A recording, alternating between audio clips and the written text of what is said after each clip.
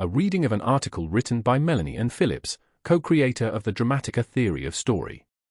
Character development tricks. Here are a few of my best tricks for creating characters from scratch and for developing characters you've already created. Though coming up with characters can be as simple as looking to our subject matter and asking ourselves who might be expected to be involved, that only creates the expected characters, predictable and uninteresting. Building characters that are intriguing, unusual, and memorable is a different task altogether. Here's a method you can use to start with those standard characters and sculpt them into far more interesting ones, step by step. To begin, let us look to our subject matter and see what characters suggest themselves. If you like, try this with your own story as we go.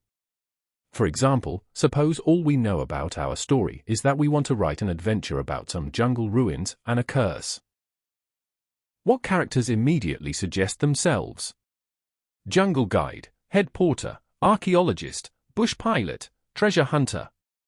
What other characters might seem consistent with the subject? Missionary, native shaman, local military governor, rebel leader, mercenary. How about other characters that would not seem overly out of place? Expatriate nightclub singer, tourist, plantation owner. And perhaps some less likely characters? Performers in a traveling circus, trapeze artist, juggler, acrobat, clown. We could, of course, go on and on. The point is, we can come up with a whole population of characters just by picking the vocations of those we might expect or at least accept as not inconsistent with the subject matter. Now these characters might seem quite ordinary at first glance, but that is only because we know nothing about them. I promised you a trick to use that would make ordinary characters intriguing, and now is the time to try it. Of course, we probably don't need that many characters in our story, so for this example let's pick only one character from each of the four groups above: bush pilot, mercenary, nightclub singer, clown. First we'll assign a gender to each. Let's have 2 male and 2 female characters.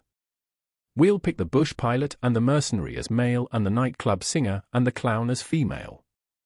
Now, picture these characters in your mind: the male bush pilot, a male mercenary, a female nightclub singer, and a female clown. Since we all have our own life experiences and expectations, you should be able to visualize each character in your mind in at least some initial ways. The bush pilot might be scruffy, the mercenary bare-armed and muscular. The nightclub singer well-worn but done up glamorously, and the clown a mousy thing.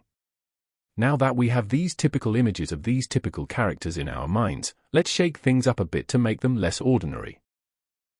We'll make the bush pilot and the mercenary female and the nightclub singer and clown male. What does this do to our mental images? How does it change how we feel about these characters? The bush pilot could still be scruffy, but a scruffy woman looks a lot different than a scruffy man. Or is she scruffy at all? Perhaps she is quite prim in contrast to the land in which she practices her profession. Since female bush pilots are more rare, we might begin to ask ourselves how she came to have this job. And, of course, this would start to develop her backstory. How about the female mercenary? Still muscular, or more the brainy type? And what's her backstory? The nightclub singer might be something of a lounge lizard type in a polyester leisure suit. And the male clown could be sad like Emmett Kelly, sleazy like Krusty the Clown, or evil like Pennywise the Clown in Stephen King's book. The key to this trick is that our own preconceptions add far more material to our mental images than the actual information we are given, so far only vocation and gender.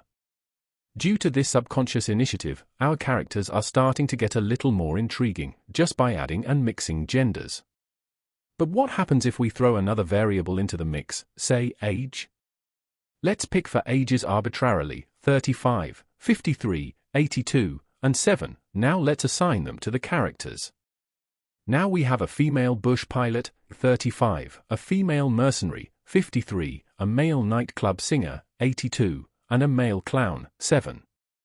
How does the addition of age change your mental images? What if we mix it up again? Let's make the bush pilot 7 years old, the mercenary 82, the nightclub singer 53, and the clown 35. What do you picture now? It would be hard for a writer not to find something interesting to say about a 7-year-old female bush pilot or an 82-year-old female mercenary. What we've just discovered is that the best way to break out of your own mind and its cliché creations is to simply mix and match a few attributes. Suddenly your characters take on a life of their own and suggest all kinds of interesting backstories, attitudes, and mannerisms. Now consider that we have only been playing with 3 qualities. In fact, there are hundreds, perhaps thousands of traits from which we might select. These might include educational level, race, disabilities, exceptional abilities, special skills, hobbies, religious affiliation, family ties, prejudices, unusual eating habits, sexual preference, and on and on. And each of these can be initially assigned in typical fashion, then mixed and matched.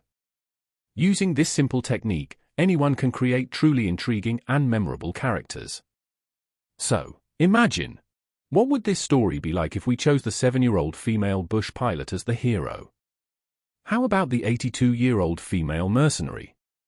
Can you picture the 53-year-old male nightclub singer as hero, or the 35-year-old male clown? Perhaps the most interesting thing in all of this is that we have become so wrapped up in these fascinating people that we have completely forgotten about structure. In fact, we don't even know who is the hero, protagonist, or main character. Many authors come to a story with a main character in mind and can use this technique to break out of developing a stereotypical one.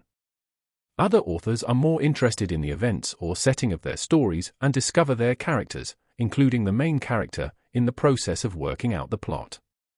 In that case, using this technique provides them with a whole cast of intriguing characters from which to choose the hero.